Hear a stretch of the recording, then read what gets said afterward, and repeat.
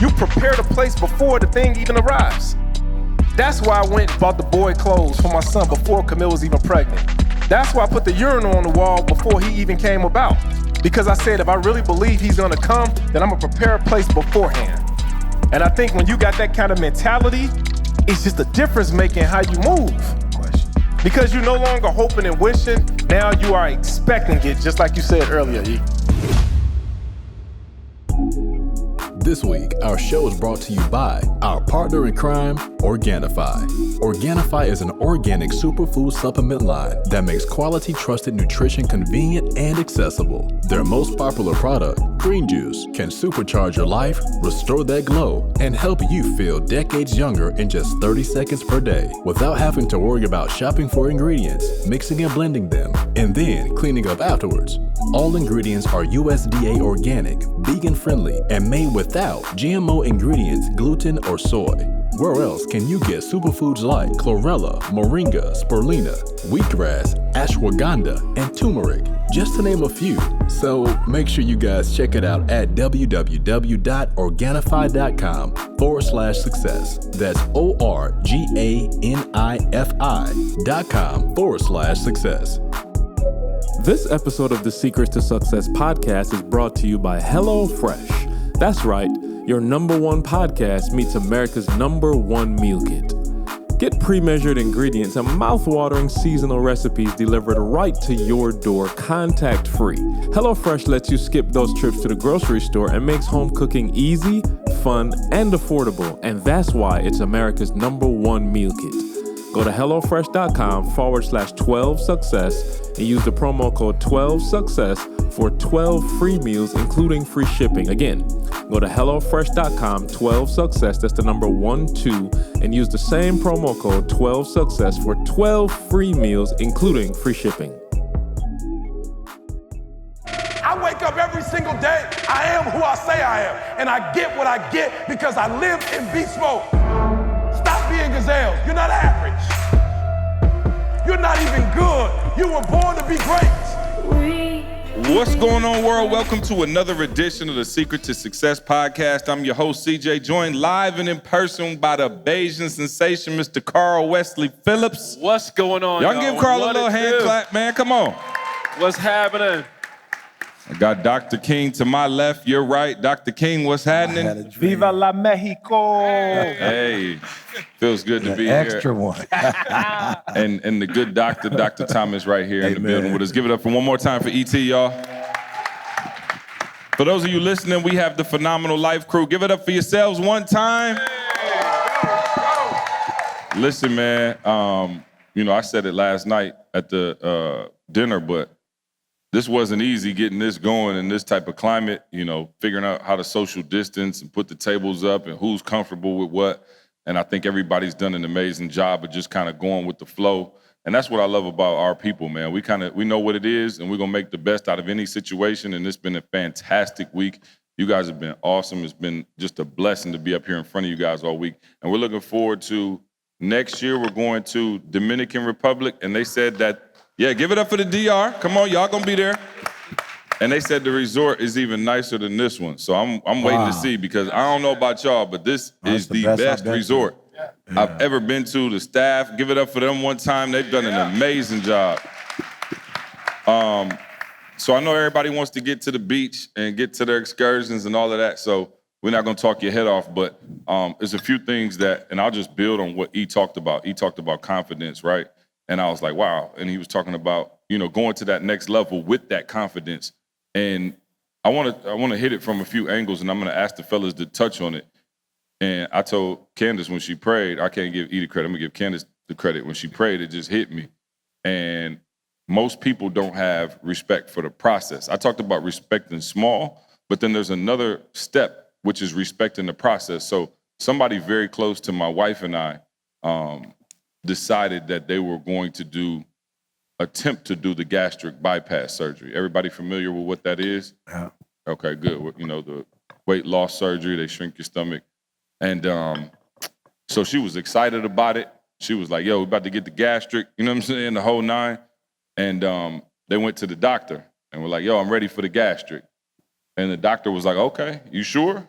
well, here's a list of things I need you to do.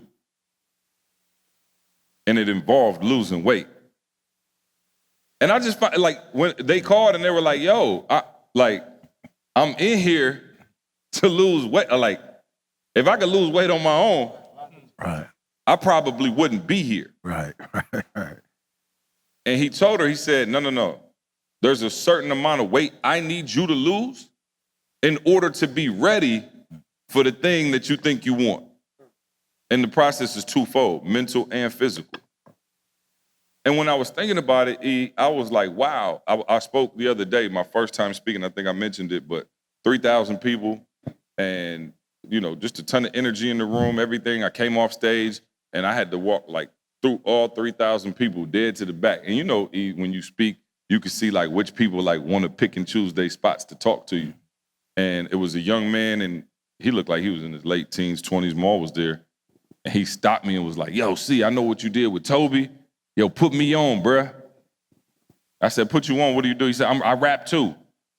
And I said, what's your iTunes page?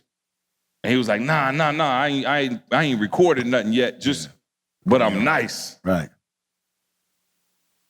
And I looked at him and I said, absolutely not. And he was like caught off guard, like, yo, you just came off stage, you seem like a nice guy. And I said, I wouldn't do that to you. I said, you're not ready. And in my mind, I thought back to the weight loss surgery where it's like, yo, you got to do as much as humanly possible before someone else steps in to ask for help. And so when the doctor was telling this person that you have to lose X amount of pounds, I could see it broke their spirit because the respect for the process wasn't the same as the respect for the dream. Like how we're living here, like, phenomenal life, like, I'm for real. They coming through, like, your drink could be half, and they like, it's like, you love this. And that's what, to her, is the weight loss. That's what she could see, what I'm saying, the outfit. You could see the energy. You could see climbing the stairs. You could see all of that, but you don't respect the process enough to get there. And so they told her that, and I could see the discouragement. But I'm happy to report that she lost the weight, passed all the mental tests. It took a long time, but now she's finally ready. Wow. And I was like, wow, if that's not all of us, you know what I'm saying? Like, we literally get infatuated with the dream. We get infatuated with the goal. We could see the house. We could see the cars. We could see the money. We could see everything else. And that's why I was talking the other day about respecting small. But if you break it down to the first thing you got to do, that looks nothing like this. You see what I'm saying? Like, she thinking, give me the surgery, shrink my stomach, I'm gonna just eat a little, boom, and And so, I want you to speak to confidence in the process because, again, I think we get lost sometimes with the big goals. You're like Warren Buffett. You showed a picture of you and Warren Buffett, Dan Gilbert, all these billionaires. And that's what people want. That's what I want.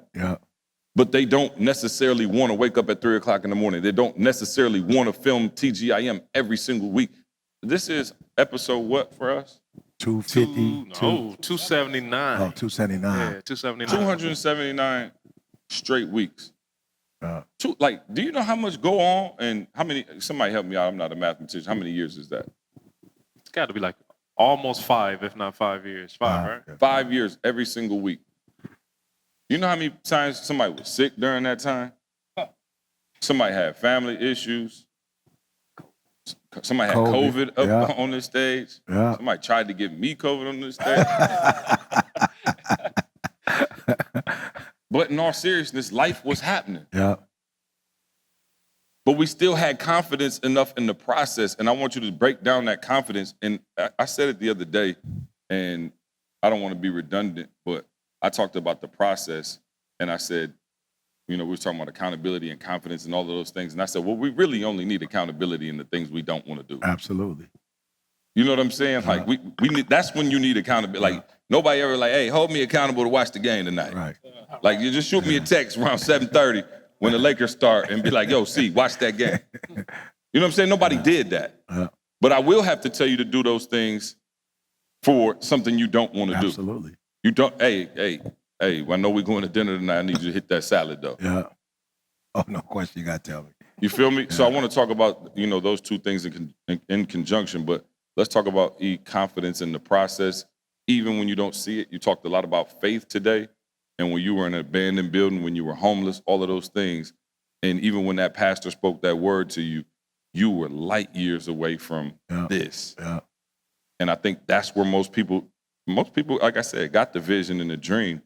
It's the yucky stuff in between. Yeah. Walk us through that. Yeah, I'll be honest, guys, I think for me, the first thing I would change if I could go back, and I'm not you know how you hear people say all the time, like, I wouldn't go back and change a thing. Oh, I would. Yeah. You wouldn't, I would, right? And the first thing I would change was being comfortable talking about the things that I wasn't good at. Like, I think I could have been more confident a lot earlier if I wasn't lying to myself and saying I was confident. Because it just seemed like that was, you know what I'm saying? It just seemed like you weak. Like if you claim you're not something that other people are good at. So, of course, people who are not confident weren't necessarily coming to me talking about confidence. It was confident people that were coming to me talking about confidence, right? So I think the first thing I would do is that something that I'm able to do now that I just think messed me up was like the areas that I'm not good at, like literally being okay with it. And what helped me, honestly, was the assessment. Because the assessment was like, yo, you're going to have some things that you're strong at, but if you're gifted at this, you're probably not going to be gifted at that. Or if you're gifted at both of these, you're probably going to have these blind spots. So now I'm super comfortable going to God. I'm not even talking about man. I'm lying to God about being confident. And God's like, son, I already know that area you good, you're strong in, but not that. And so that's number one.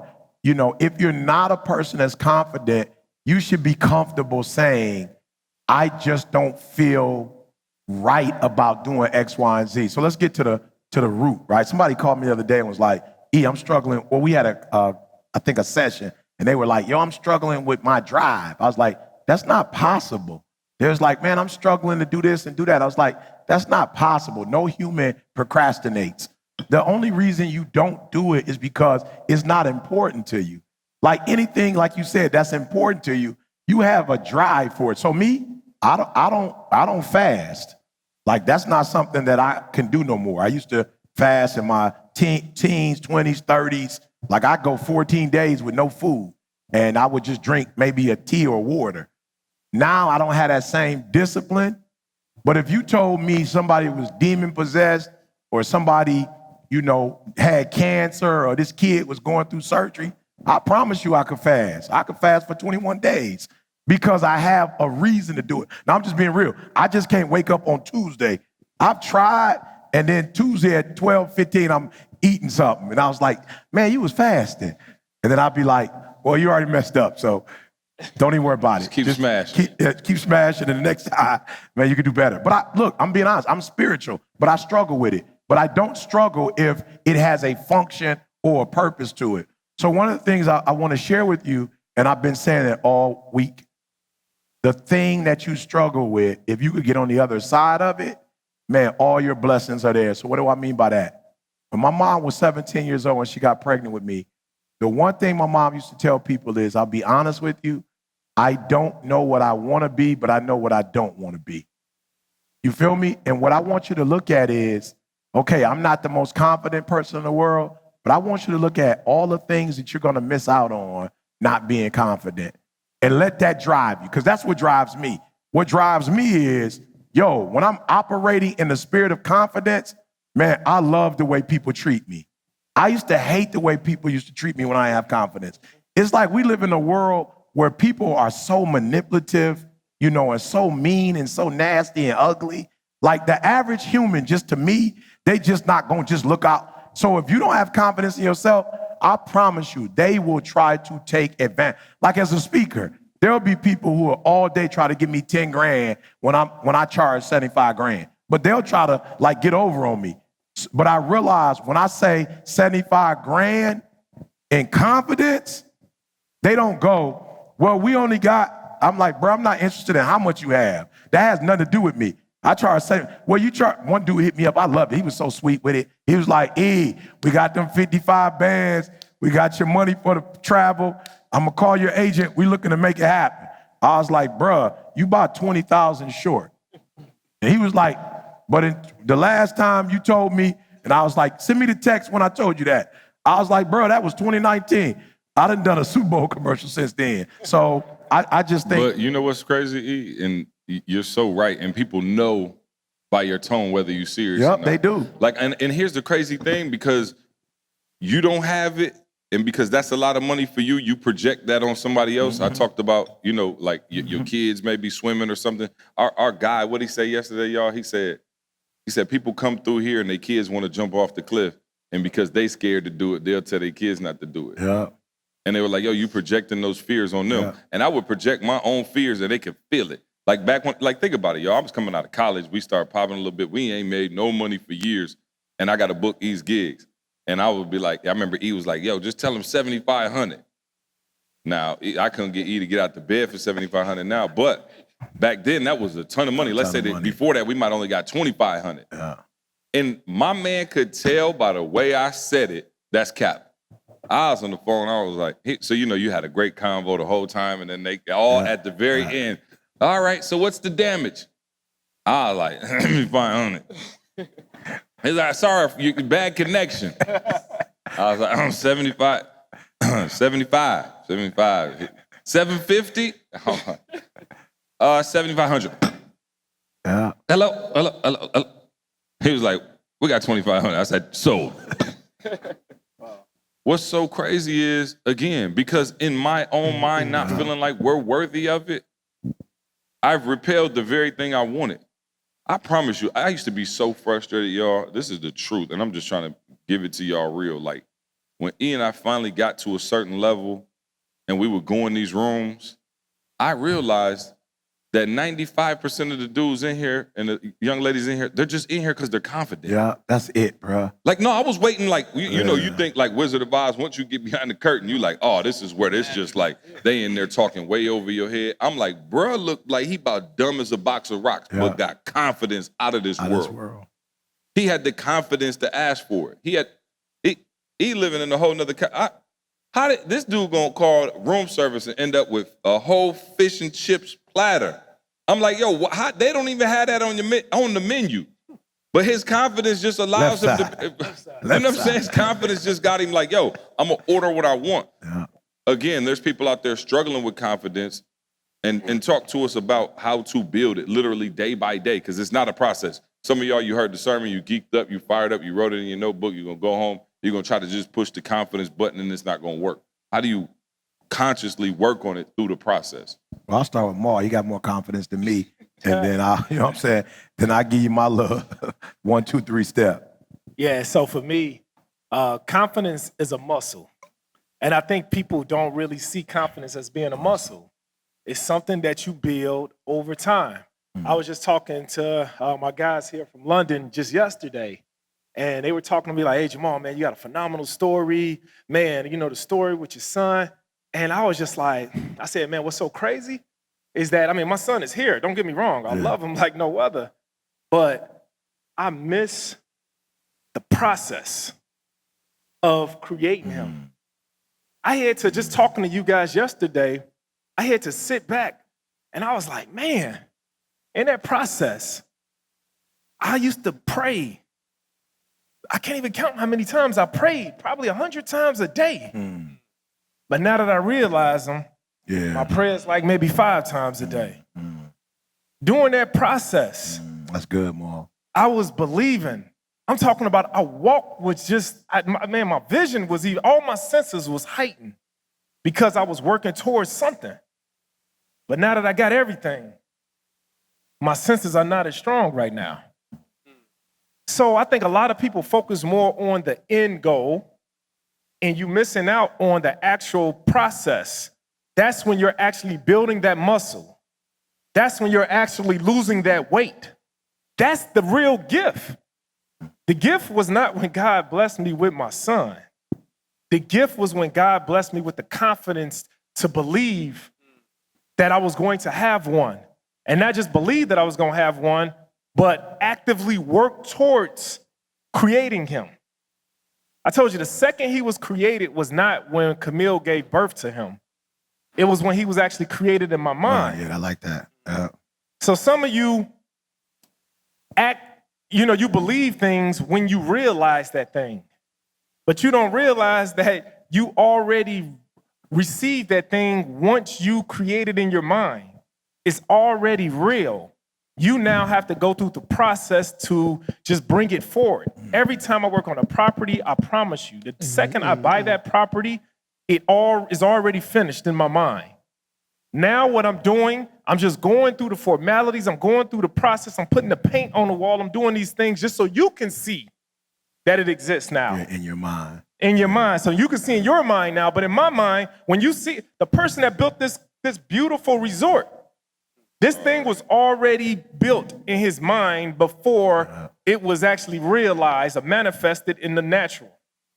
The only reason why he had to put these bricks up on the wall and the drywall and stuff was for us to see it. So I was just saying that this is a muscle. Yeah. Your confidence is a muscle. And then during that period of realizing my son, what I realized is that I built my confidence muscles even more. And that's all God was doing. God was a trainer for me. He was my trainer. Remember I told you I got a trainer coming to my house every single day, and he got me working out, doing things. I've never stopped working out since I was 12 years old. I've always worked out since 12 years old. That's how I maintain the same weight. But all God has done was training me, was preparing me by having me go through what I was going through. And then now I was able to take that and then use it in every other area of my life. And some of you, all of you have gone through things in life, but you're not taking the training that you used to overcome that thing you went through. You're not taking that into the area that you're going through something new in. It's a muscle, and you have to train it every single day. And the thing about it, when I meet somebody that's not confident, I tell them, you have confidence. It's just that the strength level of your confidence is not strong. Because you haven't been trained. It's just like working out. I can get everybody here and could give them a certain weight, and they pick that weight up. To some people, it might feel heavy. To some people, it might feel light. It all depends on how you've been training your muscles. So if there's one thing you guys remember when you leave here, is train your confidence muscle. Everybody got it. Everybody got biceps. Some a little bit softer than other people's. No right? question. Everybody here got abs. Everybody here got abs. But some people abs are a little bit stronger. You know what I'm saying? Some people got a six-pack, some people got a one-pack. You know what I'm saying? But regardless, that muscle is under that fat or whatever it is that's there. You have to train it. I guarantee you're going to need it later on in life. You're going to need it. So the thing is, don't train that muscle when you need it. You got to train that muscle now, right? You got to train that muscle now while you're in the light so that you can now use that muscle when you go in the dark. I love it. Carl? I didn't realize so I'll use real estate as the example, Maul, but one of the first things that you're doing when you're starting a property, the first thing that happens, and correct me if I'm wrong, but you probably bring a dumpster out. That's one of the first things that you're doing. You bring a dumpster out, and you're bringing a dumpster out because you got to get rid of all the stuff in there to make room for the stuff you're trying to put in there. That's good. And I think as we think about the process, nobody plans for the dumpster. You get what I'm saying? Like, you don't plan for the dumpster. When you think about the goal and all that stuff, you're not thinking about that step of, oh no, I got to clean this whole thing out. If you're gutting a property, like you literally taking it down to the four walls on the outside.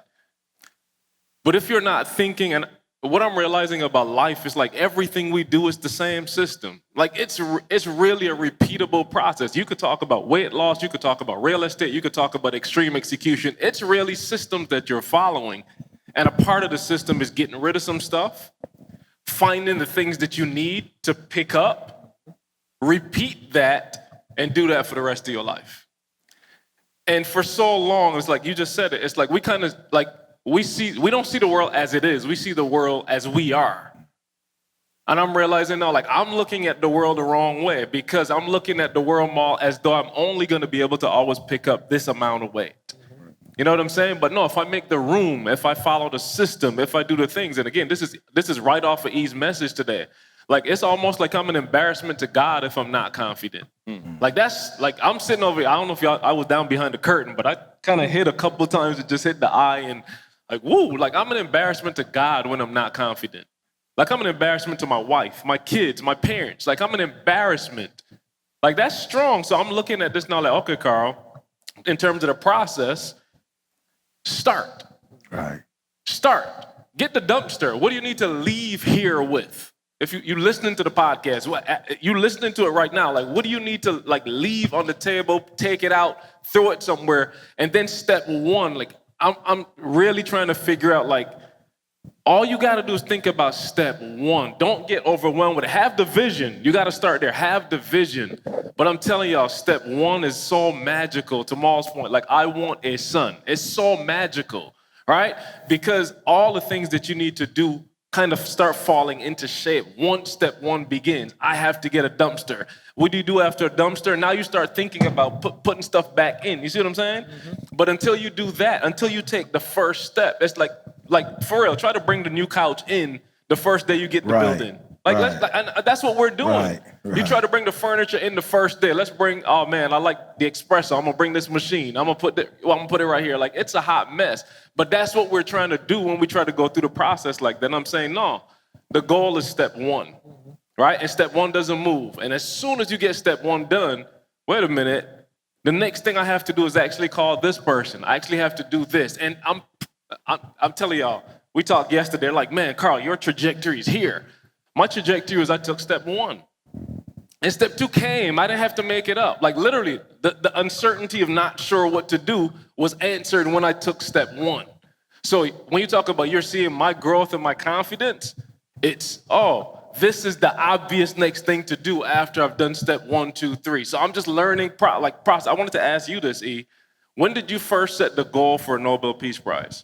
Can you remember setting that goal? This was on my mind this entire week. Yeah, it was after the PhD. So it was like I got the PhD.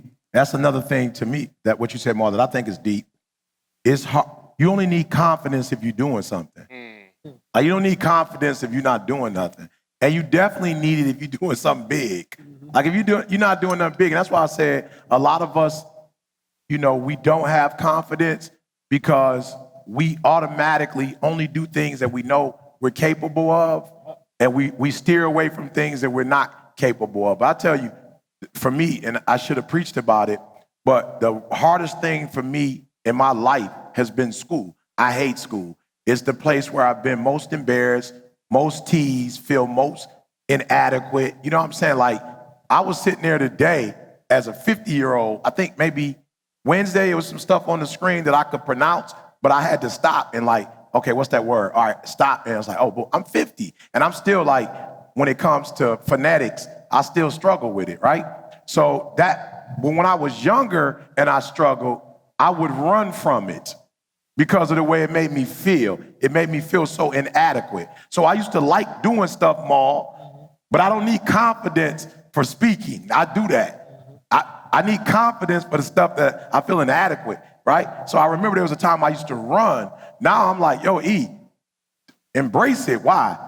Because if you embrace it, even if you don't do as well as you want to do, you're going to be way sweeter than you were before you tried. So, but for me, because we don't have time to go through all the steps, I think the easiest way to build confidence, one, do something that you're afraid of, but do it with a group. I feel like if you hang with confident people, it's like, I don't know if you've ever, like I like to run, right? But I'll be real. If I'm by myself, I'll quit. I'll stop. If I get tired, I'm like, stop. Okay, I'll run again once I finish. Sometimes I will, sometimes I won't. But if I'm running with the group, all right, so I'm going to share this with you guys real quick, and I'm not trying to be deep. I don't know how long ago it was, but it was a study that they did at Harvard, right? And it was like like how long can a person tread, water or whatever. So they use rats. They always use rats. So they had this group of rats, and they were like going. And what they noticed was, at about 15 minutes, you could see them boys average. It's like 15 minutes, they about to drown.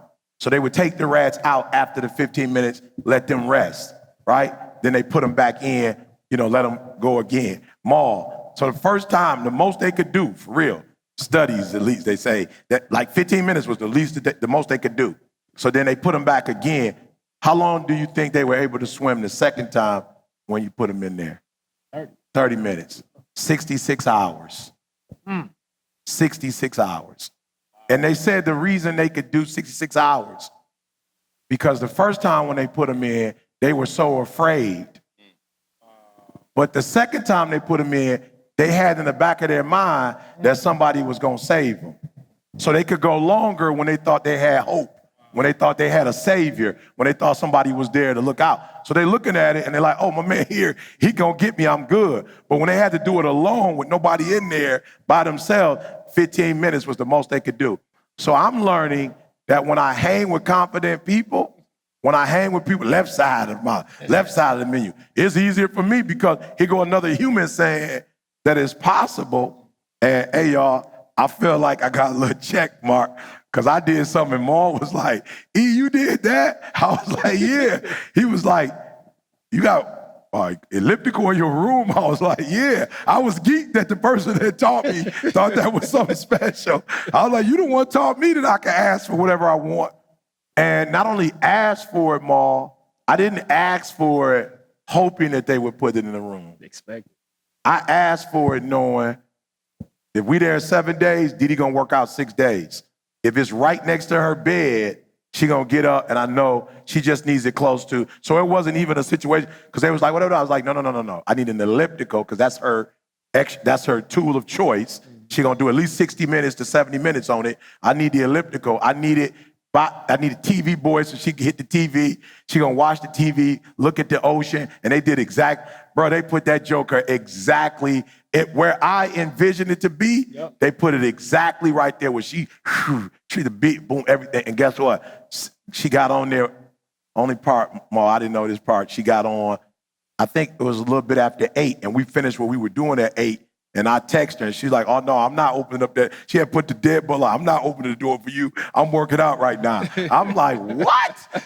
I got this thing for you, and now you ain't going to let me in the room. I got to sit outside till you finish. But, again, to your point, when I watch you left side, so I come to your crib, all of those levels, then upstairs, there's the club, downstairs, the swimming pool. I've watched the kids swim in the swimming pool. I've seen the extension. I watched the tennis court. Like, I've had an opportunity, some of the stuff, to physically watch you do it. So it's easier to have confidence when you're running with people with confidence. But if you're hanging with people who are timid, who are scared, who are whatever, it's easier for you to be that as well. So I'm telling y'all, find somebody that's got confidence, strap up with that person, and let that person drag you to being the most confident person. You know, it's so crazy, E. Carl, I want to say about 2 or 3 days ago, Carl pulled me to the back there, and Carl was like, man, this place is so beautiful. And I was like, yeah, it's nice. It's really nice.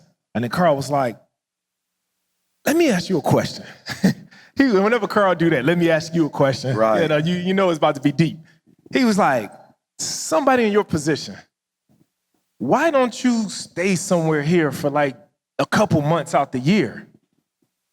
And then I looked at Carl and I was like, the reason why, the reason why, this is where the confidence kicked in at. And I was like, the reason why is because what I do, I create that environment in my home.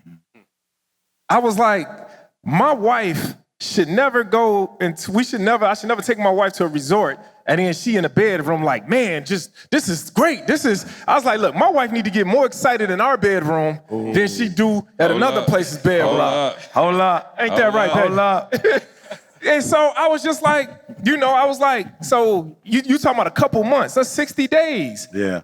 I'm like, there's another 305 days left. Yeah. I was like, if anything, I create that environment in our home. So now when we travel somewhere, right now it's like, okay, cool. This is nice. It's cool to get away from the house, but nothing should be better than where you're at.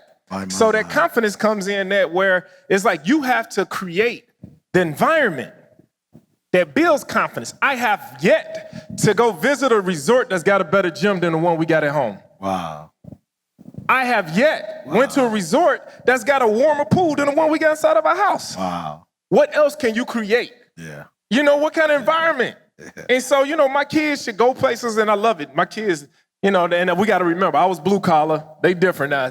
CJ kids, my kids, we every time we travel somewhere, we go to these elaborate mansions, quote unquote mansions. And our children are just like, this is just everyday life. Wow. They look at what we would have been. I'm talking about when I was a kid, we was staying at the Motel 6. We open up our front door and you outside. We'll leave the light on. You know what I'm saying? You outside.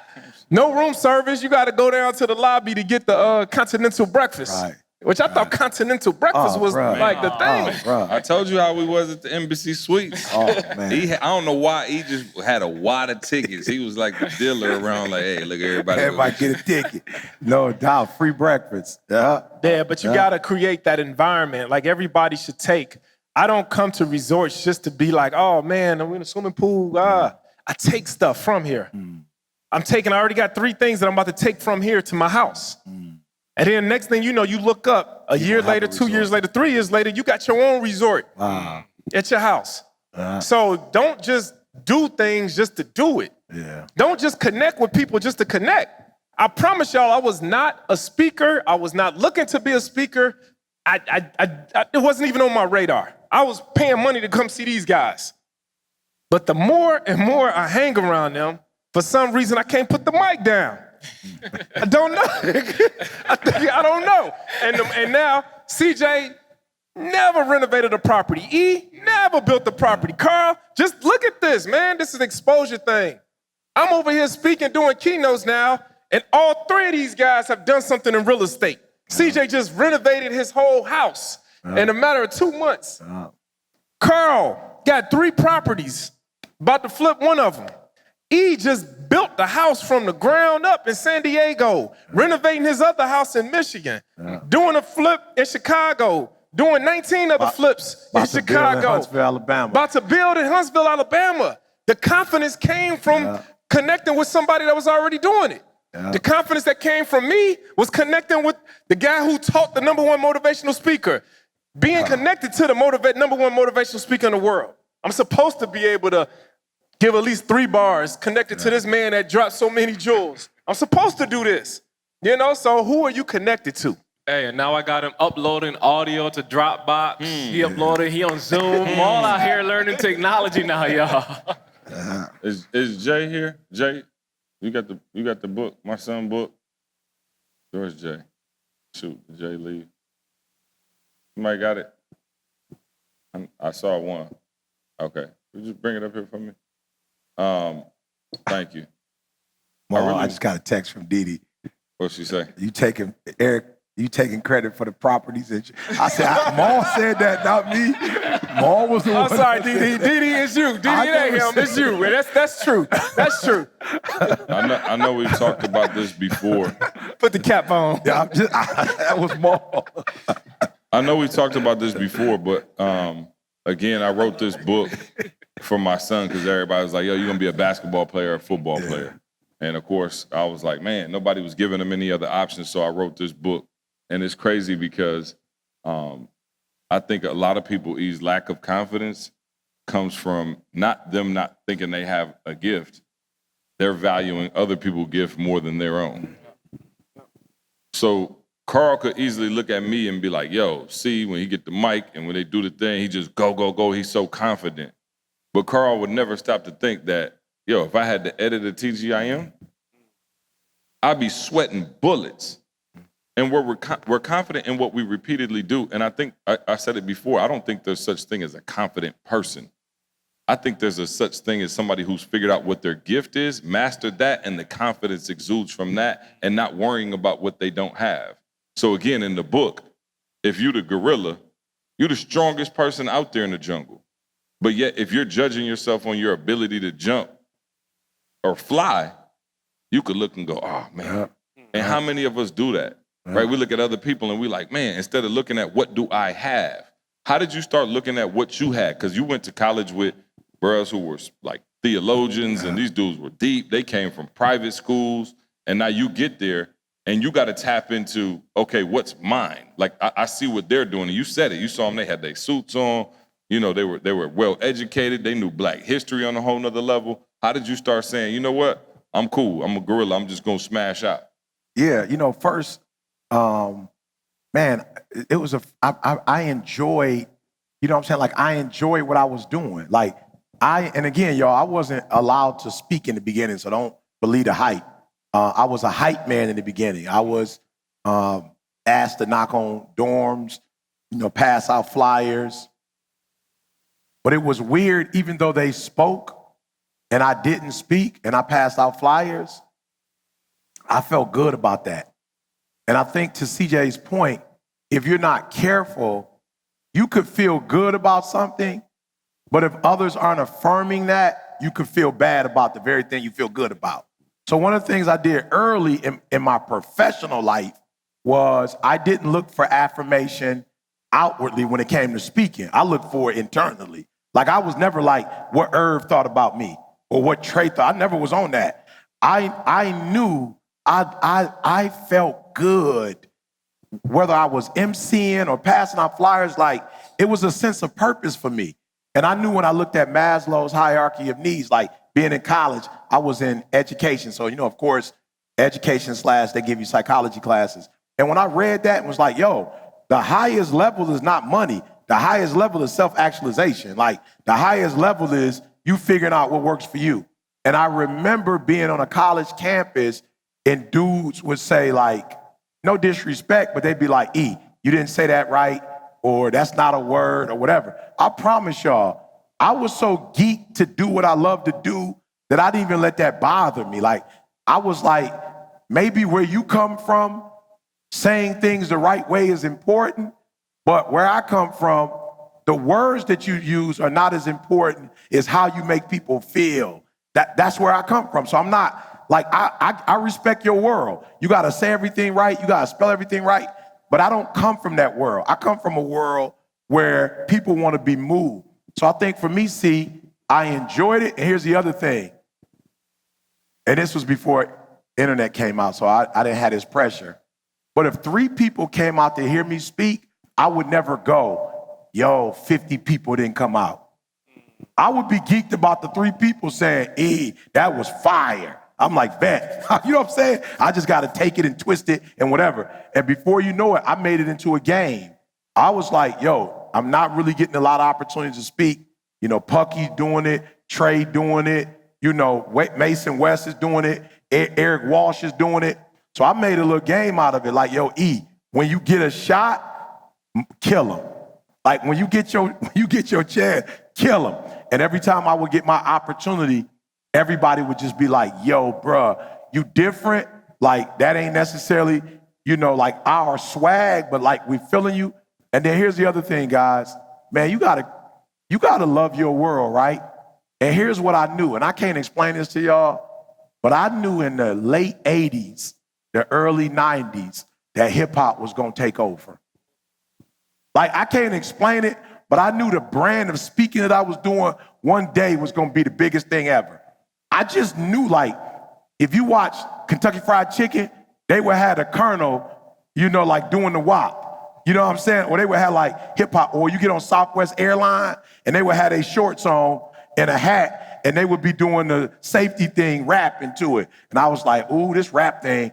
And then in corporate America, they'd start doing Dress Down Fridays. I was like, ooh, this hip hop thing is slowly spreading. And before you knew it, people didn't see it. Yep, ESPN, what was my man name? Stu Scott, was that his name? Oh, you remember how he would do it? He was doing it different than everybody. And Cass was like, Stu the man. And I knew, hey, E, this brand of speaking you doing, like eventually that's going to be popular. Because I don't know why, but just because of hip hop and its influence, slowly but surely, I was like one day, and so I looked at dudes who were sweet, and I was like, I know you think you sweet, but that educated speaking you doing, it's a glass ceiling of that. Like the world is not going to be geeked about a proper enunciation. Like I can't explain it, but I just knew when you watch movies and sports, it's like, yo, they don't do that. So you're going to be cool on campus, but once we leave campus, I'm going to be the man. And sure enough, we would leave campus in the summer and go like Atlanta, Miami, and we go in the hood selling our little books so we could get back. And maybe on campus, I wasn't the man. But when we hit Miami and we go to the flea markets, cats was gravitating toward me. And I was like, one of these days, if I just stick with this, you know what I'm saying, it's going to turn into something. So for me, it was like the small victories I got and the way those victories made me feel, I held on to those. And then, like I said, one day you wake up and the suits my boy was wearing, nobody's wearing. Like if you look at ministers now, like if you look at some of the biggest ministers on TV now, they don't wear shirt and ties like that no more. So I don't know. I wasn't on CJ level in terms of branding, but I knew for some reason at a young age, my style was going to be sweet one day. A special shout out to Hellofresh, our longtime partner and sponsor of this podcast. It's a trying time for many of us right now, guys, and HelloFresh could just be the solution to saving you both time and money. HelloFresh cuts out stressful meal planning and grocery store trips so you can enjoy cooking and get dinner on the table in about 30 minutes or less. Some meals can take as little as 10 minutes to low prep recipes and quick breakfasts and lunches, and these are ideal for your busy schedule. HelloFresh is also 28% cheaper than shopping at your local grocery store and 72% cheaper than a restaurant meal without sacrificing the quality. You're fully in control, guys. HelloFresh offers the flexibility you need with customizable orders every single week. You can easily change your delivery days or the food preferences that you have, or you can even actually skip a week whenever you need. With over 25 recipes to choose from each week, there's something for everyone to enjoy. All recipes are designed and tested by professional chefs and nutritional experts to ensure deliciousness and simplicity, and that's why HelloFresh is America's #1 meal kit. Go to HelloFresh.com/12success, that's the number 12 success, and use the promo code 12success for 12 free meals, including free shipping. Again, go to HelloFresh.com, 12 success, and use the same promo code 12success for 12 free meals, including free shipping. One of the big things that you said, Ian, I want people to hear, is something that you love doing. Yeah. Because I think we get caught up doing a whole lot of other stuff. And if nothing else from this trip, like I want people to walk away from, like, just be honest with what you like doing. And then the second part of this, figure out how to make some money doing it. Yeah. Like, just to be real, because we only have to have confidence if I like doing what I'm doing. Like, if I like hooping and I can get paid for hooping, like, what do I need confidence? Like, I'm just enjoying myself. I don't know if I said this on the podcast before, but I remember I went to a Pistons game. This is way back. We went to a Pistons game, and for the halftime show, I think I told y'all about this. There was a girl doing jump rope for the halftime show. And I'm sitting here like, they got to be kidding. Like, I know Detroit, I know it's not, the city, it's coming back, it's rebounding, but y'all, this Motown, y'all got to come up with something better than jump rope. When I tell y'all, I ain't never seen nothing like that in my life. Like, this girl came out, and she just picked some people, hey, come here. Y'all stand up. And she had them stand in a line, 12 people. And she was just going through the line. She's like, all right, let's just make it more fun. Y'all jump random, whatever, how high y'all want to jump, lift your feet, don't matter. She went back and forth the whole down the line, back through them, spinning the rope, doing stuff, and I'm just sitting there like, this is not possible. She was having so much fun. Halftime show, I'm sure she got a check. Yeah, no question. She found a way to get paid for doing jump rope. So I'm saying, like, yo, for real, like, what do you love doing? Like, put a lot of energy into that and just figure out how you could be the sweetest at it and figure out how to make some money from that. Like, that, to me, is one of the biggest keys of the whole thing. Like, enjoy it. You got to be prepared. That's the next one. We talk about getting in our gift. I think a lot of people's lack of confidence comes from being underprepared. I'm just being real. When I was in college and I had to go take a test and you knew you didn't study. Oh, yeah. Like, it's nothing worse than that. You know what I'm saying? You walk in knowing you're going to fail. You know what I mean? Like, I would literally get in there and be like, okay, this is a joke. Like, I don't know any of this. And I was underprepared. And I think a lot of us, too, are underprepared when we get ready to go in and do our thing. We don't have that level of preparation. I know that's why you always talk about living in preparation mode. Break down how to live in preparation so that confidence exudes when it's time to put it into action. Yeah, but one big thing, though, but even before, part of my preparation, or the beginning of the preparation, comes with faith. You heard E talk about it today. Faith. It's the substance of things hoped for. Like, is anybody in this room that you hoping for anything? Is anybody hoping for anything? That's faith. Only two people more? Yeah, and I don't even care if it was one person. Oh, okay. But only two people hoping for something. That's a big problem. That's a problem. Yeah. If only two people are hoping, you should always be hoping for something. Like, a lot of times, like, this is the result, right, of what you see, of things that we hope for, all the things you hear about. E was just talking about the house, 5 levels, different rooms and things like that. But I can remember, and Camille can tell you, I remember driving in that same neighborhood, Camille and I remember getting out the car, walking down the street of the houses that we wanted to have. That was that faith. That was that thing where the substance of things hoped for, the evidence of things not seen. We were hoping. And I don't know about y'all, and this might be an issue. That hoping period is deep. It's deep, bro. I think I'm addicted to hoping. Yeah. That hoping is what prepares me to go ahead and do the things and go after, because when I hope for something, I feel it in me. It's like a woman, how y'all, I don't know, but got to give birth to something. Yeah. It's like when I hope for something, and I'm starting to think I hope a little bit different than people. I think people just want stuff. But when I hope for something, I promise you, it's something like a burning in my chest. Yeah. And then I let that hope start. It directs me, it leads me, it guides me to now start doing the preparation. If you really are hoping for something and really believing, the reason why Camilla and I would drive around the neighborhoods of the houses that we wanted is because we wanted to see how they look. We didn't just want a house. Now we got to put a picture to it. I started taking pictures of the houses that we wanted, and I put it up on a board in my house so I can look at it every day if I couldn't happen to drive that neighborhood. I promise y'all, man, I'm not making this stuff up. And it's so crazy because now it's like everything that we've ever hoped for, everything that we had to have faith for, we now have it. Got it, yeah. Everything. Even when we first got together, I gave her a ring when she was in high school, and it had 7 diamonds in it. And I said, in 7 years, we're going to be married. I was a freshman in college, got my scholarship check, had extra money left over, went and bought her a ring for Christmas. In 7 years, we got married. Wow. It's something about that hoping, man. And if y'all leave here from anything, that's the foundation of it all. Hoping. And if you're not hoping for nothing, you're not living. Yeah. You're not experiencing the full experience of life. You know, and I notice I work with a lot of people that it's like your job takes away hope sometimes. Yeah. It gives you, your hope becomes in their system. Yeah. Your hope becomes in getting promoted and things like that. But what you're doing. And you rob, they've robbed you of your ability to create. Yeah, you start looking for promotion within their system as opposed to looking for promotion from God. Yeah. And then now it eliminates that hope. And then now you start just thinking to yourself, okay, I just take this test.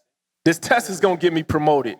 And so going back to what you were saying, when it comes to the preparation, the first thing is declaring what it is that I want, and then it start acting accordingly, like I'm going to actually realize that thing. I think a lot of people stop in that part, and so my preparation now comes. If I say that I want to lose 20 pounds, I'm not just going to sit here and keep saying I want to lose 20 pounds. I'm not going to keep wishing I want to lose 20 pounds. I'm going to get my butt on the treadmill now and start actively going in on the thing that I said that I was going to get. I think a lot of people miss that. They're not they don't fully immerse themselves in the things that they declare that they want. And I think that's the difference maker for me. When I say that I want something, I'm going to believe first that it's possible. I'm going to eliminate the talk. And for the first time in my life, when I first bought a building, I was saying I was a real estate investor, right? When I was in a police academy, didn't even have a badge, I said I was a police officer. You know, everything in my life, when we had the daycare center, didn't have one child in that daycare center yet, I was saying I was a business owner. Yeah, no question. But then I found myself speaking against myself when CJ was telling me I was a motivational speaker. And I was saying, no, I'm not. Right. I'm not a motivational speaker. Right. I kept believing that I wasn't. It wasn't until I started declaring it and speaking it. Speak those things that are not as though they were. So before you realize that thing, you got to speak the thing that you really believe first. And then once you believe it, you act accordingly. You start walking accordingly. You prepare the place before the thing even arrives. That's why I went and bought the boy clothes for my son before Camille was even pregnant. That's why I put the urinal on the wall before he even came about. Because I said, if I really believe he's going to come, then I'm going to prepare a place beforehand. And I think when you got that kind of mentality, it's just a difference making how you move. No question. Because you're no longer hoping and wishing. Now you are expecting it, just like you said earlier, E. Yeah, I want E to share something we talked about yesterday. We were talking, and E brought up this term with death activities. Like a lot of our life is filled with death activities. Or E, you could take it. Yeah, I was just telling Carl, for real, ever since I came to this, 18,250 days left, being intentional and deliberate about the rest of my days on earth, I was like, yo, Carl, it's crazy. If we don't pay attention, there are life activities and death activities. So the life activities is what you're saying, preparing a place. And so you speak in life, and as a result of you speaking life, the universe, God, the Father, God, the Son, God, the Holy Spirit, people, they actually act out what you're saying. So when you speak in life, but then there are death activities. So death activities for me was a lot of arguing and fussing. Like that was a death activity. Like there's no life that's going to come out of me arguing with my wife or arguing with somebody. They're not speaking to each other. That's a death activity. They're not believing that God has a life for me. He just don't have one for somebody else. That's a death activity, saying, I can't do this, I can't be that. Like you're actually speaking death over yourself. Whether you acknowledge it or not, you speak in death. I'm going to be broke. We're going to always be broke. I can't do that. I can't have that. My credit score, this and that. It's like you're speaking death. So when a lady told me you can't have a property out here, I didn't speak back to me the foolish she was speaking. I'm like, you can speak whatever you want to. I'm going to speak something else. Bruh, we got the letter. I promise you, me and my wife came back the first time to look, to stand on the property or whatever. The lady, they had a big old cart for us. They're like, oh, we didn't know you were E.T. the hip-hop preacher. We're so grateful to have you in the neighborhood. You went from you don't want me in the neighborhood to now you bragging that I'm in the neighborhood, right? The lady at the bank goes from you can't get the check to embarrassed when she get a phone call that somebody at the main branch, the CEO is calling from Chase, calling her branch saying, what are you doing? Give my man what he wants. You feel me? So I've learned that bump my haters. I have been having death activities in my life. There are things that I've been saying to me or thinking about me or doing to my wife or doing to my kids or doing to my company. That's a death activity. And when I walk away from here, one of the things that I won't do anymore is cooperate with the enemy and do death stuff in my life. Because he can't do it without me. He can't do it without my permission. So I was just telling Carl, yo, let's hold each other accountable. But the death activities, no more of those. Everything we do from now on should promote life and bless our life. And if we do that, then we're going to have a life. We're going to have the eyes have not seen, ears have not heard, neither has it entered into the heart of man. And when you said and the one that hit me is man, beefing with somebody and not talking for 2 days. I just want to make it real, real clear. When you dead, that's what you do. Yeah. A couple more than 2 days. Yeah. But you see what I'm saying? When he said death activities, that's real. A death activity is no growth, no progress. Absolutely nothing changes. So I just want people to hear that real clear. If you're doing some stuff and you can see that there's no growth in it, you could do that when you're dead. We don't have to do that right now. We got life. Yeah. I want to really quickly ask you about, and Maul and Carl chime in as well, the instances where we're not confident, the areas we're not confident. Back in the day, I don't know how many people came to that conference. I used to show the slide with Charles Barkley.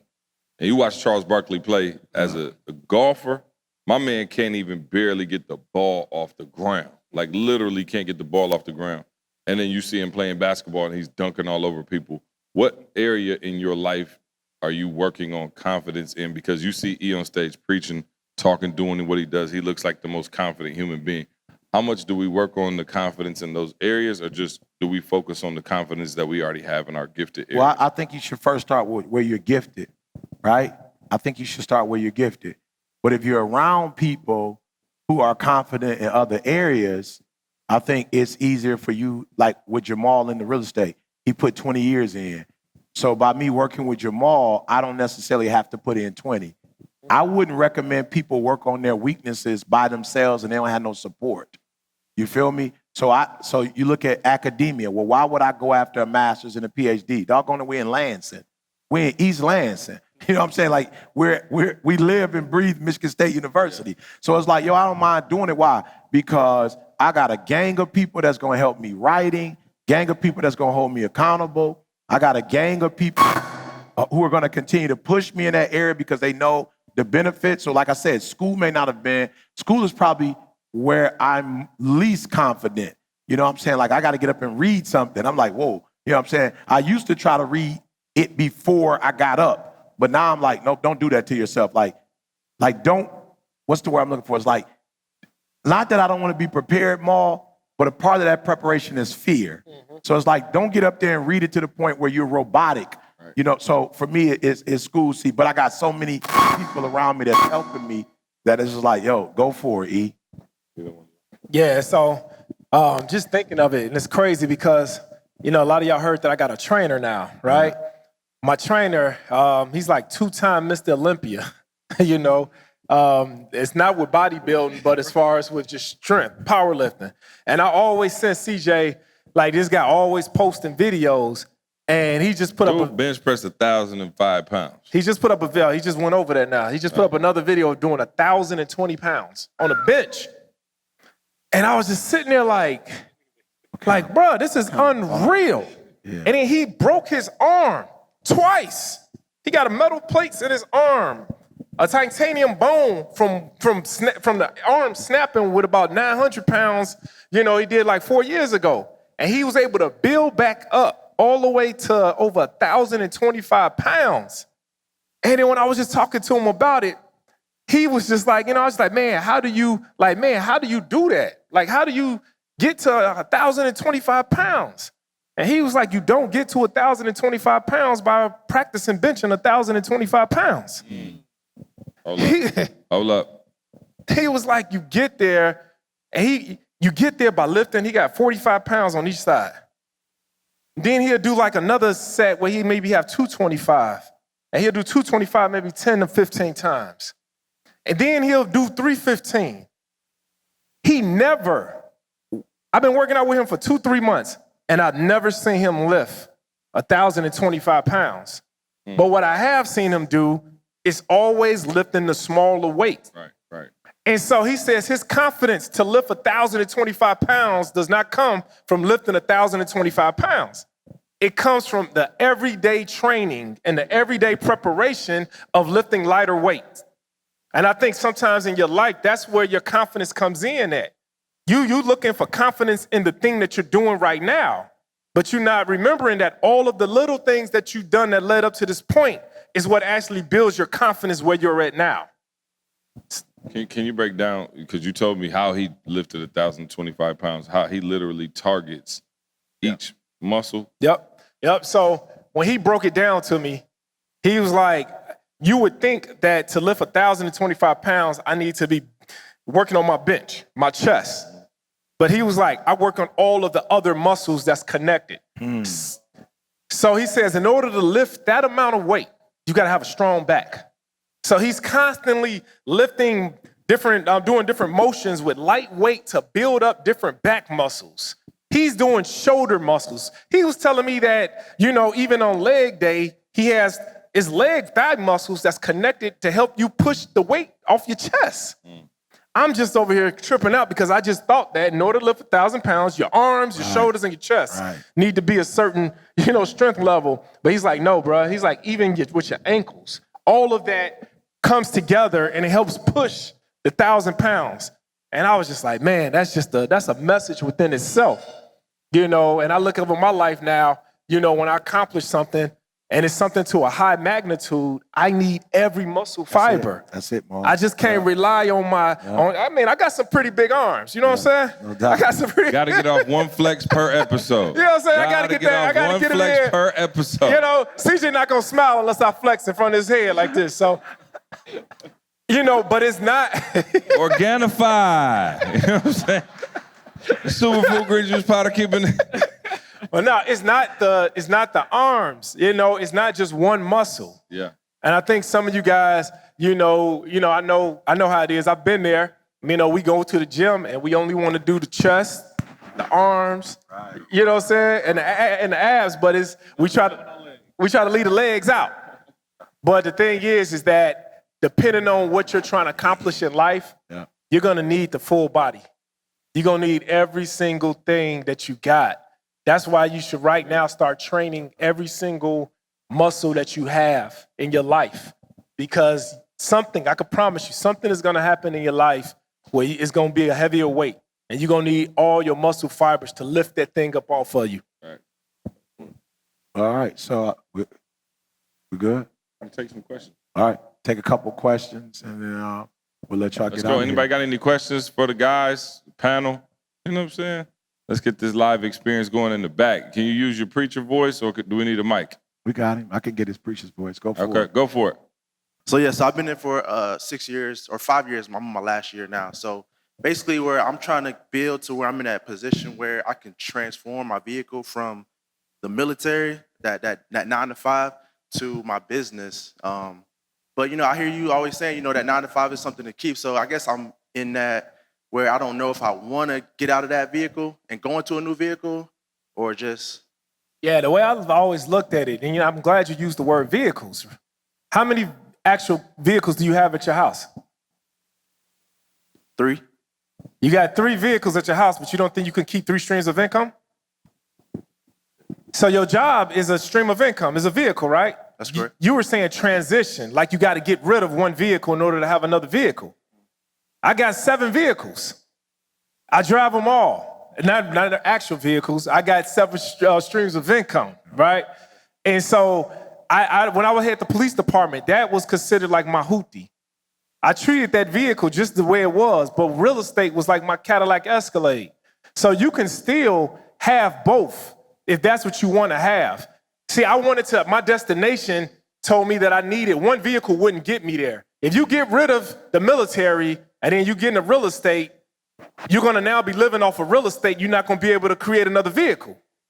That's why I kept my day job. I kept that job so that I could get to my destination. It wasn't about really the way I wanted to live right now. I've always wanted to be exactly where we're at today. And I knew I needed every single vehicle working for me to get me there quicker. But if you just get rid of one vehicle and replace it with another vehicle, it's going to set you back, and then it's going to take longer for you to get to whatever your destination is. That makes sense? Yeah, thank you. Good. Couple more, y'all. Raise your hand. Yep, over here. So I really like that you guys are talking about the whole confidence thing, and that's something that I've struggled with, and I've gotten a lot better with it the older I've gotten and the more mature I've gotten. How do you instill that in your kids so that they don't have to wait until they're 40, to have that type of confidence? I mean, we said it earlier. You have to be cautious because you think you're not teaching them when you are. But we talked about it with David. The more giants they see you slaying, like just on a day-to-day basis, they will, man, it's weird. But like I said, when Jonathan was looking at David, confidence is not something that you can hide. It's so loud. It's so, apparent. And so if you walk in it, they are going to see it and they're going to mimic it. It's so funny. Maul had, I called Maul, and I never do this. I called Maul and was like, yo, I need to help you with your speaking. You know what I'm saying? In terms of content, like not necessarily you getting up in front of people, but like I want to show you how I can just put you in a situation where you just can create content whenever you want, right? And I do one shot at it. If somebody can tell me why I do it, I'll give you $1,000 right now. Why would you think I would help Jamal? I'm serious. I give you $1,000. Why would you think I would help Jamal in his speaking? And Maul may know it or he may not. Yeah, why would I want to help Maul? He already paid him for. Why am I helping him? And I call him like, yo, we need to sit down and go through. $1,000. Can I guess? Didi put her hand up. Yeah. Didi put her hand. Yeah. If he's better, it makes us better. Good. Didi? Oh, I thought you put your hand up. Okay. Yeah. That he is younger than you and he would be able to help your son. Okay, good. He's younger than me. Help my son. I'll take one more. I was going to say, because you need him to help you. Yeah, good. Watch this, guys. I don't even know if Maul knows this or not. He don't need speaking. But JT, he craves speaking. His son craves speaking. Every time I call JT, he like, what's up, Uncle? He like, hey, I got a presentation I'm about to do for you.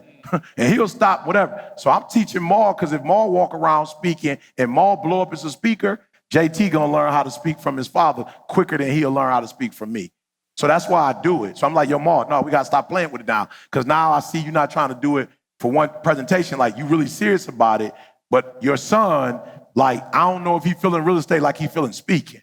But I know he want to be a speaker. So I'm like, yo, I'm gonna pour in the Maul, get more tight work. Right? I'm not going to call his son and just work with his son. He's young, but some kind of way, like he love his father and mimic everything his father does. So when he see Maul doing it at a very high level, he's going to want to do it. So again, if you want them to do it at a high level, they only going to do what they see you do. Not all that talking to them and whipping their butt. Bro, I've spanked my kid. Bro, you can't spank out of a child what they are. So, No, Sean, and this is something that, you know, my wife and I talk about all the time, even as far as, you know, I told E when Trey was young, like, you get on him about everything, right? Like, he could be, like, just doing this thing at the table and spill his Cheerios, and you're like, come on, man. Like, you make everything a big deal, and I started to know that he was a little gun-shy. And I think, again, we live in a world where everything is, like, relative, right? And so your expectations for perfection sometimes I think can kill your kids. You know what I'm saying? Like, I really just want my kids to do whatever they're gifted at a high level. I'm not trying to be funny. I told my wife, she's the education guru, and I'm like, all right, cool. I'm not into it. I'm just being real. Like, if they're into it, they'll be into it. I just know that from me and my brothers. I'm being real. My older brother is a janitor at a hospital. My younger brother's in real estate. I do this. None of them want to do this. Like, we're just completely different human beings anyway. But guess what? The thing that we have in common is all three of us are happy. We're married. We got children. We're great fathers, husbands, and the whole nine. And so I think you want to instill the values in them, but let's stop overcorrecting. Well, let's stop like micromanaging to the point where we're scared to let them make a mistake. Like I told my wife, he missed some type of assignment, but my wife, you know, she wasn't playing. She had it and the teacher was wrong. And she went up there and she was about to let the teacher have it. And I'm like, yo, relax. You know what I'm saying? He in kindergarten, first of all. Like, this ain't make or break. Where it start, Candace. That's where it start, kindergarten. But what we do, but what we do as adults is start projecting what we think we want for them instead of just naturally honing their confidence and letting them do it. Why do I let Trey tell a joke on the podcast? Bro, he loved telling jokes. He got a joke book when he was little. He just loves telling it. So I'm like, yo, get on the podcast and tell a joke. Yeah. I'm just trying to, if that's what you naturally into, get on there and do it. Now he like, I want to be a speaker. He watched me speak in front of 3,000 the other day and was like, Dad, you should have let me come up there and tell a joke before I. Right. You see what I'm saying? So I'm just trying to hone what he So here's what we do. We say grades are everything. So either you're an athlete, right, or you got to be a scholar or something like that. And the kids who don't fall into one of those two arenas, you kind of just fall by the wayside. You ain't the valedictorian and you ain't dunking on nobody. But you have a tremendous gifts. I had a friend who in high school, I promise you, my brother could attest to this. Dude could have been a world-class artist. I'm talking about my man will draw pictures of Michael Jordan in 3D. But there was, do you know there was nothing at Sexton to be like, yo, this is dope. Like, we about to take this to a fair, an art fair, get you going with that. And my man work a regular gig now at Meyer Warehouse, stocking trucks. And I'm like, dog, you was the most gifted artist in the world, but because he couldn't hoop and he had a C average, he just ended up by the wayside. So I'm not on what people on with their kids. Like, I'm on, like, what is your natural gift? Like, what do you, can you jump? Can you run? You know what I'm saying? Are you strong? Are you smart? Are you good at music? Whatever it is, I'm just trying to hone that. So find out what they're naturally gifted in, let them get into that, and then just put all the resources and support around pushing them in that. Chris. Yep, what's up? Hey, fellas, how you doing? Oh, he went with it. Yep, sorry, Clint. What's up? Question, how do you, I want to be clear, how do you identify, let's say I'm a flooring guy, I'm a flooring guru, do well at floors, and many of us have different... Shout out to Cleon, he did my floors in the new kitchen. You know what I'm saying? We shining. You know what I'm saying? Shining. You need some new floors, Cleon gonna hook you up. So the question is, how do you identify the next stream? Jamal just mentioned he had 7 streams of income. So I do floors now very well at a high level. How do I identify the next not transition, but the next step or the next phase or the avenues where I need to go to create that? Is it if I sing well, do I not go in that way? Or if I... Yeah, so I think I might have mentioned this to you before. I only deal with streams of income where I can remove myself from it, right? So like we were talking before, like you great. You are a master at floors. But I would probably never take on that business if I had to do the floors. So all my streams of income are not self-employments. They're businesses. And so when I create a business, I try to remove myself from that business in day one. If the business needs Jamal, then I'm not doing it. Jamal is the visionary. Jamal will create the business. Jamal will go see this business 30 years down the road in his mind. Jamal will come back into the present and put everything in place. Jamal will finance that business, and then Jamal is gone. The reason why is not because Jamal is lazy or Jamal is whatever, is because I have to set up my life as though I no longer exist. Because one day, I'm no longer going to exist. But my family is still going to exist. My children are still going to exist.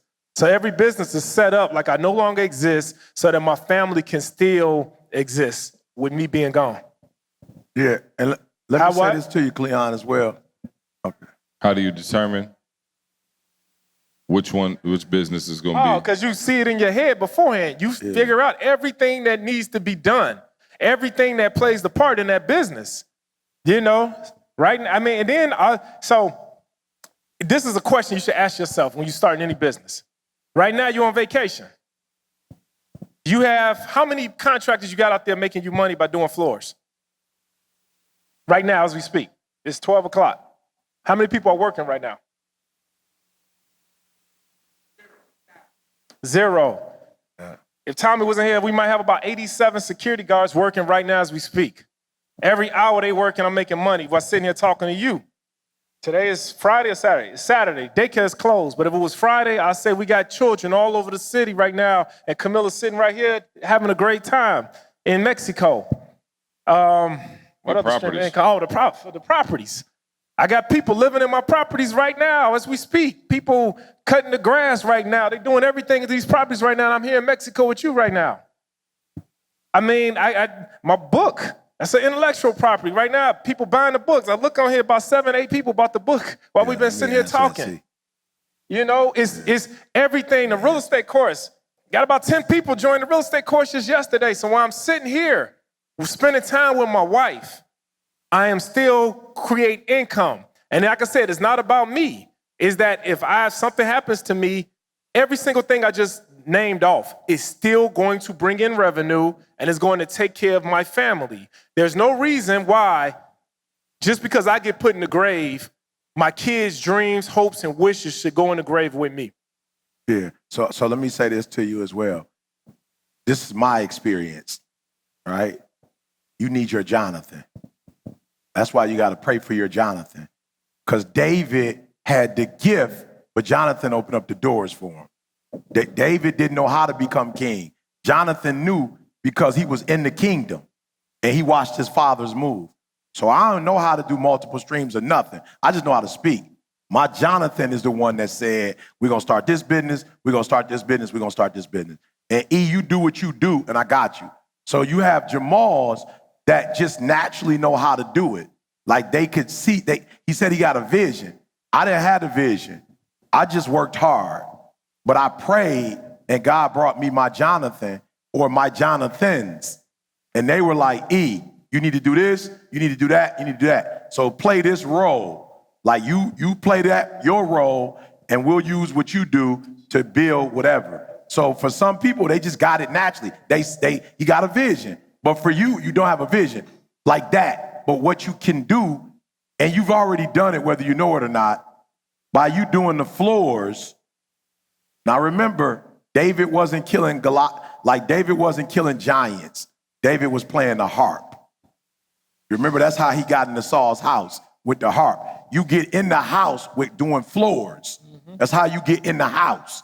But when you get in the house, you need to build a relationship with somebody in that house. You don't need to just be doing floors. The floors is what's going to get you in there. Then once you get in there, you need to start talking and asking questions. Why? Because you endear somebody to get in that house. Like, people don't let people in their house.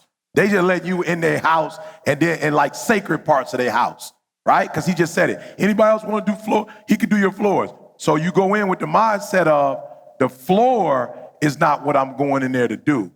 The floor is what's taking me into the palace. Once I get in the palace, I need to know where Jonathan is. And once you get to Jonathan, you don't have to do nothing no more. I swear, Jonathan will do everything for you. You just got to keep being whatever made Jonathan attracted to you in the first place. You just got to make sure you keep doing that. And if you keep doing that, you're gonna be tight work. So for a lot of you, you think your business is the business.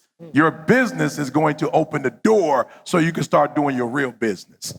That make sense? And it's just crazy to me, y'all, man. We try to tell y'all to be a master, to go to the next level. Like, Cleon has literally mastered flooring, and now he in the circle. Like, he rolling with E, he rolling with me, like, from flooring. Even though I don't know nothing about like that's why we talk about being excellent. Like, everywhere we go, like, E could see like Bobby Flay, and they like, oh, E, Bobby. I'm like, they never met each other, but they both at the top of their game. And so what happens is, as you operate in your confidence, in your gift, you begin to meet other people that operate in their confidence and their gift. And I believe Cleon is coming up to Chicago to work on getting the property. You know what I'm saying? And it's like, yo, that's why we tell you to go so hard in what you do. But for all of y'all who's a jack of all trades, master of none, if Cleon was doing like flooring and like selling cell phones and cutting hair at a barbershop and you know what I'm saying? Like, he would have been very average at all of those. He mastered one thing first. And I know y'all hear me talk about that on a regular basis, but that's why. Because we mastered one thing, personal development, and now it's led us into all these other worlds. But you got to find that gift, hone it, be confident in it before you can get to that next level. I know we had one or two more questions before we finish up. Yes, sir. See, he just got up. Just a question. So I've been in a little bit of conflict. So I've got 2 little girls online and they're twin girls. So you always think you want to give your kids the best life and go through things that you didn't go through. So for instance, like when I was growing up, I grew up in, London, where it wasn't like London now. It was different. So I think of my little girls now. They've lived, I didn't live a bad life, but it was hard, single mum.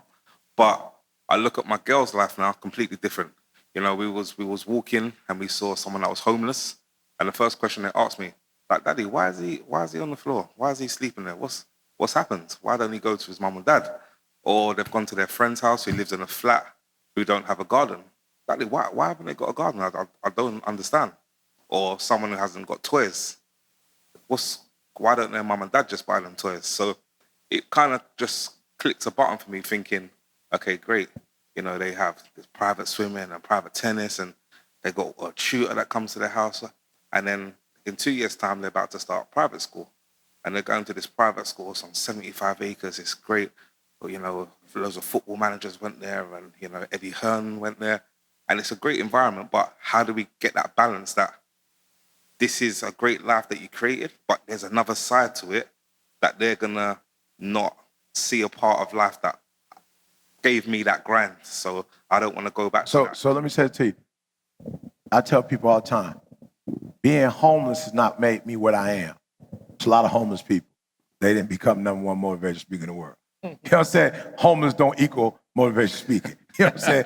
It's just homeless, right? So don't think that your struggles, if you and 20 other people went through your exact struggles, you can't guarantee that y'all all would have the same outcomes. Does that make sense? So it's not the struggle that made you what you are. It's the values you had during the struggles that made you what you are. So it's the set of values that you had in the struggle. Your daughters need your values. They don't need your struggles. They need your values because those values will get them through anything, just like they got you through anything, right? I have 2 kids. I have to let my son play with money because that's who he is. My daughter don't want to play with money. She look at money as it's sacred. He look at it like, yo, it's meant to be spent. You feel me? So I'm like, well, how's he gonna be better at money? He gotta spend it. So every time he spend it and blow it or spend it and make money, so it's like one area he's spending and he blow it. But bro, I'm gonna be real with you. When it comes to real estate, what is it called? Like stock exchange, like he killing it. Like he didn't put money in something made 20, 30 grand. So it seemed like that area. So what I just tell him like, yo, it seems like you're doing real good in there. Keep putting money into that. So every time you get your check, put money in that. And 10, 20 years from now, you're gonna be a millionaire from whatever you learning. But when it comes to clothes, he just be blowing it. But I don't go, don't blow it. I'm like, yo, keep spending it, but you need to look at your decision making. Why are you making good decisions over here, but you're not making good decisions over there? So me being broke, I don't even want him to have told you, Ma, just talk me out of, bruh, how long I've been around you? Has it been about 4 or 5 years? Bruh, I just got my money out the bank about 2 weeks ago. I'm being real. I was like, yo, Ma, I called Ma like, Ma, you sure? He's like, yeah, I'm sure. Bruh, I kept my money in the bank. So I don't want my son to have my money, my spending habits. I want him to get my making money habits, but not my spending habits. I've been doing this thing forever. I should have been had money in Under Armour. I've been working for Under Armour. I've been working for Nike. I should have been put money. I've never put money in nothing. I just told my kids to invest. I've never invested in the stock market. I just started doing annuities a few years ago, and because we got a guy in our circle who know what he's doing, he hooked me up, and I'm doing good because of his information. So no, your kids do not need to see that. What you can do if you want, maybe they can, Didi takes our children in San Diego and we go and buy book bags and put stuff in the book bags and we go pass it out to the homeless. So they are exposed to that life and they get the chance to be out there, whatever, but they're not gonna see homeless the way I see it because they've never been homeless. But give them the values and they're gonna be all right. Good stuff, y'all. Yeah. Is that it? Yeah. Oh, one last one in the back. Okay. Right there. I'm sorry, Last man. one. Last one. Let's go. Should have worn my glasses. You should have, because I've been getting So this text. question is from Maul. Been getting text the whole time. Jamal, I am a real estate investor. Amen. Come on. From Chicago, Illinois. Amen. Hey. I have been looking for my first property for 4 months now. Amen. You talked about immersion in terms of having confidence and hoping. I want to hear what would you say to me immersion looks like in order to maintain, to have the confidence to keep moving forward, to not be swayed by seeing everyone else getting their properties, things of that nature. Because I find myself at a moment being confident and then it falls off. And I know this is for me. So I'm just curious what you would say to a new investor. Yeah, so I'll tell you, look at my, I'm exactly who you are. I looked at 77 properties. 77, and this was before the internet came out. I physically went inside 77 properties. And it was that 77th property actually was the one that I got, right? That's the one that I purchased, my first building ever. 21 years later, that building has made me over $1 million net cash flow. It's not about how many properties, how fast you can get it. It's not about how fast. It's not about seeing everybody else. All those other people that only looked at 5 properties, they don't even have their buildings anymore. You got to remember, the race is not given to the quick or the swift, but to he who endures to the end. That's generational wealth. You're building legacy right now. This is not a get-rich-quick scheme. This is legacy. This is wealth. You're making sure that you're getting the right property. Why? Because this property is not just going to be with you for a lifetime, but it's going to be with your children's children's children for a lifetime. So it might take a little bit of time, but the vision was given to you. So it's going to start with you. And whenever the vision is given to someone, it takes a little bit longer in the beginning to realize. So my kids will probably never know that first property that started everything, that one property that I looked at that took so long to get, that one property has given birth to hundreds of properties. Not only has it given birth to hundreds of properties, but that one property has given birth to other people now who have properties. So it's not about how quick, how fast, it's about the right one. All right? And on top of that, you're in Chicago, you need to see me. Yeah, we could speed that process up a little bit faster. Just to end it with that. We could speed that process up. Do you know what you're looking for? I'm actually looking for a flip. I live in Nashville, Tennessee. Okay. But I've been looking for a flip. And see, the thing about it is not that the flips don't exist, because I'm doing 19. No, I just bought another 20. We're doing 20 flips that we just did. We're actively working. I got 5 crews actively working on 20 flips. So the properties are there. It's just the whole thing that we talk about as far as the exposure, just the people that you're connected to. And you're not in Chicago, so you're not there around the deals and around the people. So, yeah, so just get my information. I mean, that one is easy. Give it up for the guys, man. That did a great job. Proud of y'all. Give it up for yourselves. Phenomenal life. Listen, man, Punta Cana, they just sent me the dates. It looks like it's going to be the exact same time next year, but it's in Punta Cana. The resort is incredible. April 25th to May 1st. Make sure you write that down. You can sign up in the back. Let's see. You see the ladies waving their hands back there? Take a look. Take a look. They signing, waving. Listen, man, thank you guys. This has been awesome. Everybody, let's go to the beach. Let's go to get something to eat. Let's hang out. Let's do an excursion. Appreciate y'all. Phenomenal life. I want you to focus on here right now. Don't you worry about when you get home. You concentrate on this opportunity. You don't worry about tomorrow. You concentrate on this opportunity with all your might, with all your soul.